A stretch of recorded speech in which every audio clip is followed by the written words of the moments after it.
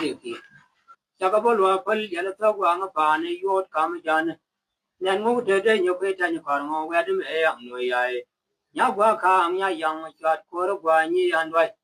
chaka bo lwa pal yala to wa nga pa ne yot kam jan nan ngu de de nyo ke ta ni kar ngo wa de me ya no ya nya gwa ka nya yang chat ko ro gwa ni yan wai so de kui pe ko ro nyo gwa no yi ya wa di yer ba ma lwa me ni a do nya pe por ma lwa ya la sa ga ku yo cha nyu ka yo dom dom e lo ru ye yo kui bel ma ga nya ba ngun kui ma lu tin wi du ma ba no le ma mi ye wa le ti go la men ma du tin wo nyer yo ba do na bulan bulan bu lu ya do na bulan bulan bu lu ya right now ba pa da nya we le we kai right now ba ma pa nya we le we kai la na na pa de ye cha ko ru wa ni wo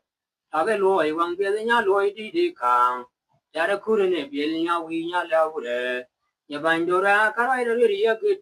大概罗一往别人家罗一地扛，家的苦人呢，别人家为人家了不得，家的苦人家呢，老多的也亏钱，大概罗一往别人家罗一地扛，家的苦人呢，别人家为人家了不得，罗人家亏钱，为别家个了，昨天一般平民的罗人家亏钱。ma shori do kana je amer wadar kana wala kirmal nya galo a wa de na ngong dul ba yin joy ni yo bina wa yi do nya kun ga de nya non gin ya nan je ne amur ya ling ya nin gi de mal ben ban je nya ngore Along ne ko dial din gor ke Mad Vision Media